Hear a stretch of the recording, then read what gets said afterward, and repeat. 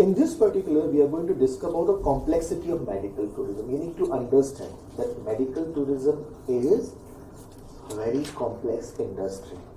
And you are going into a business which require careful planning, careful communication, high quality treatment and services, great post-operative and pre-operative care arrangements, and also you have to be ethical, legal.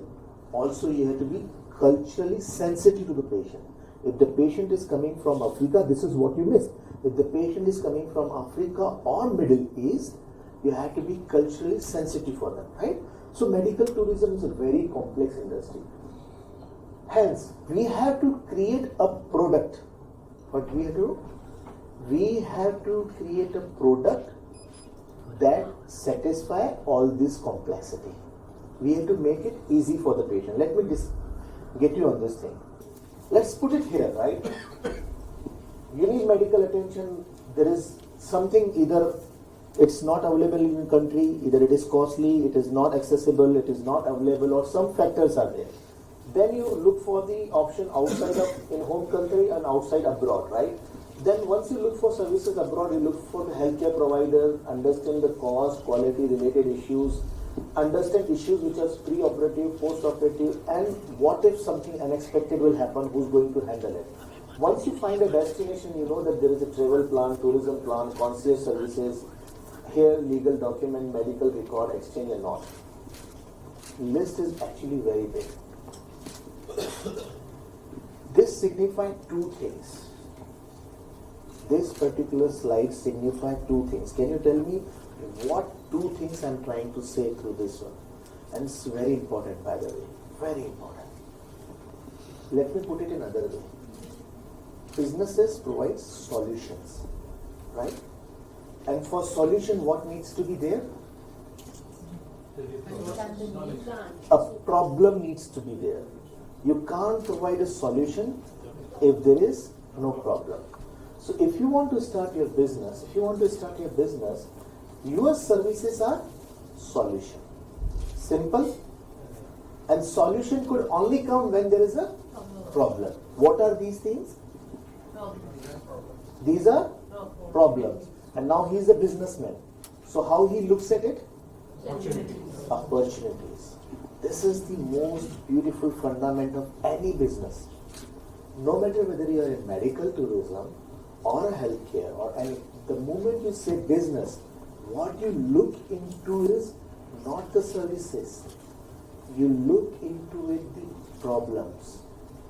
Problems which people are facing, and then you have to provide them solutions, and that's why you come, earn money, earn reputation, earn this thing.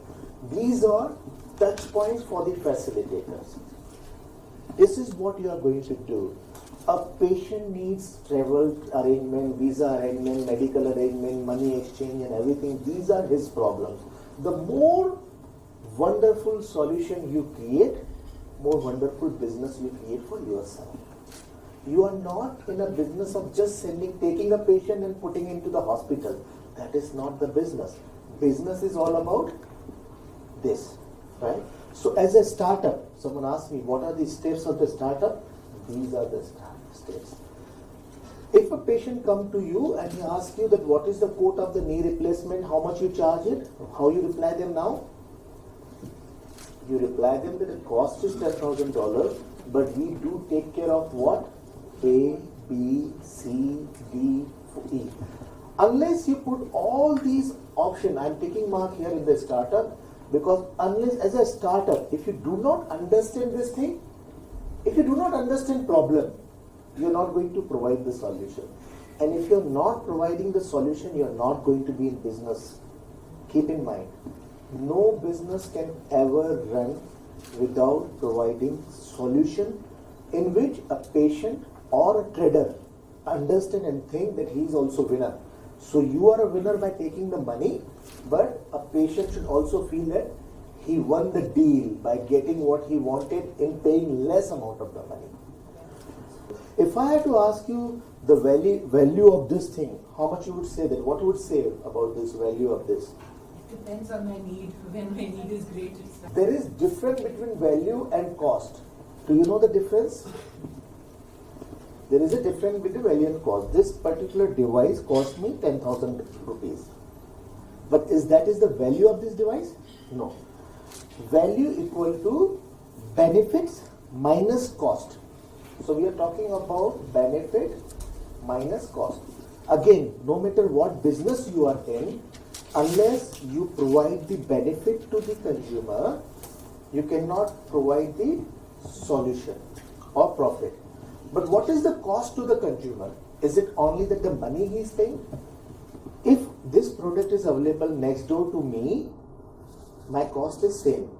But if I have to go for this one to Pune and buy it, is it still same cost to me? No, right? And this product took me 5 to 7 days to search where is this product, from where I can get it, how to get it, reach it. Does it still cost me same price? So what is cost? Cost is not just price. That's a very big mistake they do it. Cost is price plus time plus energy you invest. The more time you take to make any decision, the more costly it becomes. If you want to buy this shirt in the market and this shirt is 1,000 rupees, however, you have to constantly think whether I want the double cuff shirt or I want the pure white color or grayish white color. The more time spent on this shirt, more costlier it becomes for you. You don't realize that. So value is defined by the benefit minus cost. The more benefit you offer and easier you make for the patient to take a decision, the more valuable you are making your business. Agree with me? Are we on the same page? So, medical tourism startup with this thing. What is your product? If you are a medical tourism company, what is your product? Actually, everything which is on this slide, you have to add this. Everything. Because all these are problems he doesn't know. Hospital cannot do all of these things. Even if they have international patient department, they can't do all of these things. Right? They really can't do. So when you start your business as a startup, right? When you start your business and when you create a product, make sure that you put all these elements into it, and this is where you have to start it. As a startup, you have to start focusing on how I'm going to understand the issues, how I'm going to provide the quality, how I'm going to do the product arrangement. These are the startup slides for you. Medical tourism is never an easy decision for any patient, but your job is to make it easier for them. Your job is to facilitate. Your job is to make it simple and easy for them. So, if you put up a website, make sure you have visa services, personalized services, plan holiday, which you said, right? Indian holiday plan, quotations and estimations, medical documentation transfer, interpreter services, variety of medical treatment and facilities and services which you are going to offer. Now let me come, because most of you want to start a facilitation business. So this is very important portion of my presentation. A facilitation business, a role of facilitator, and this is where we are going to answer most of your questions also. Except the hospital, however, your challenge is that you don't get good facilitators. So when you try to identify a facilitator, these are the things you have to identify. These are the things they should have, a facilitator should have. So let's go one by one. Facilitation. Okay? A facilitator should be a one-stop solution. Do you agree? Do you agree with me that a facilitator should provide one-stop solution to all the patient's problems? Which problems? Which we discussed in previous slide. All one-stop solutions to all the problems. Second, a facilitator is a relationship manager. What do I mean by that is, she has a hospital, you have a patient, so in between hospital and patient, there has to be someone who is going to take the relationship. You ask a question or someone asks a question, what if the cost of the treatment a doctor is saying very high after the patient arrival? First, if you are doing proper pre-operative investigation, you are reducing the chances of complications. Most of the time, deal with the hospital which covers the basic complication, like a Turkey. What Turkey does that? Hair transplant, this is the price. This thing, this is the price. Knee replacement, this is the price. Right? Particularly this surgery, even simple appendicitis, this is the price. We will take care of the complication as long as you provide the pre-operative investigation, and they will take care of the complication. So, a facilitator is a relationship manager between the hospital and patient, ensuring that patient will not go into complication, number one, and even if it goes into the complication, basic complication, hospital should add it, number two. Number three, make sure you do the proper pre-operative investigation. So it reduces the burden on the patient. When you are developing your product, you get the consent form from patient done, that my job is to facilitate you and provide you the services to help you get the treatment. However, we are not medical services provider. We are providing medical services from the choice of your hospital. And that's why when I said it, give him options. Give patient some options, so let him choose, so that you are safe. You are safe that you are giving him the options to choose. Let the patient choose the options, even though if you have some priority of hospital which you think are the best, give them option. This is where the legally protected you are. Anyway, that's the job of the relationship manager. A facilitator knows how to do everything.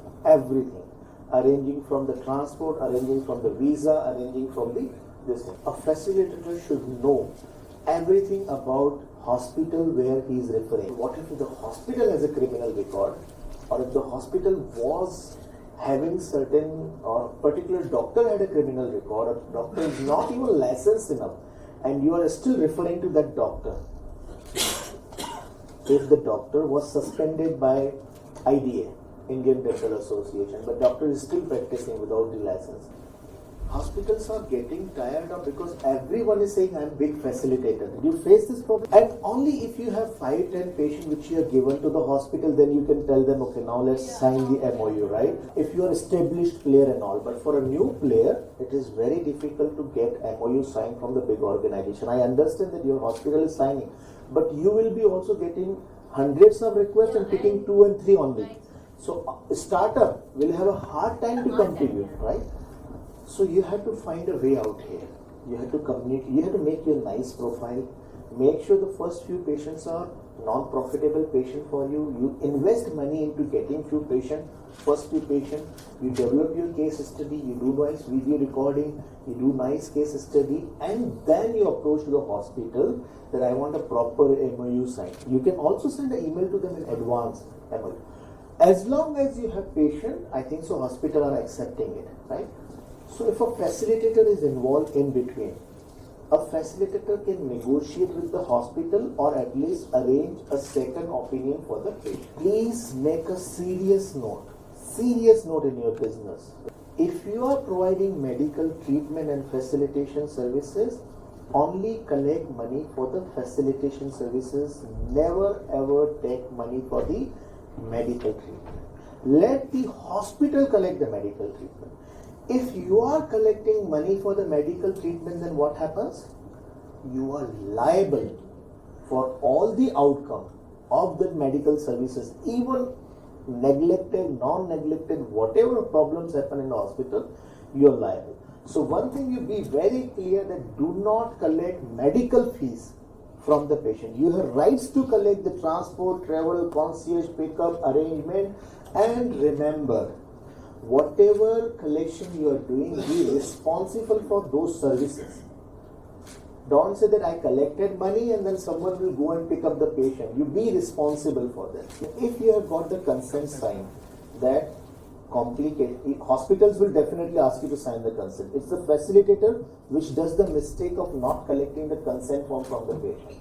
That's where the facilitator is problem. If you get the consent form signed by the patient which says that I am just facilitating you, as well as to Hospital, when you sign a MOU to hospital, make sure you write that we will be facilitating patient to you. However, we are not responsible for the end results or anything. So it's a both way side. Hospital will also say you that we are not responsible for end result. However, someone asked me, what if the patient died or what if the complication came, right? You asked me. All you have to do is the call the consulate or embassy of that patient, not Indian embassy. You have to call the embassy. So Nigerian embassy in India, you have to communicate with them. And by the way, it is not easy to communicate with those embassies. So be ready to send one of your representative in case something goes wrong. So you can send one representative or travel agent and say them that this patient came here, the complication was way too high and the cost was way too high. Right? Sir, for startups, is it required to set up an legal department or you something do need like to have a legal entity as per the government of India. Could be a partnership firm, could be a limited liability firm, whatever firm. But you can't take the patient, you can't take any money for facilitation. You can't take it on your name. Just for a startup? Even though a startup.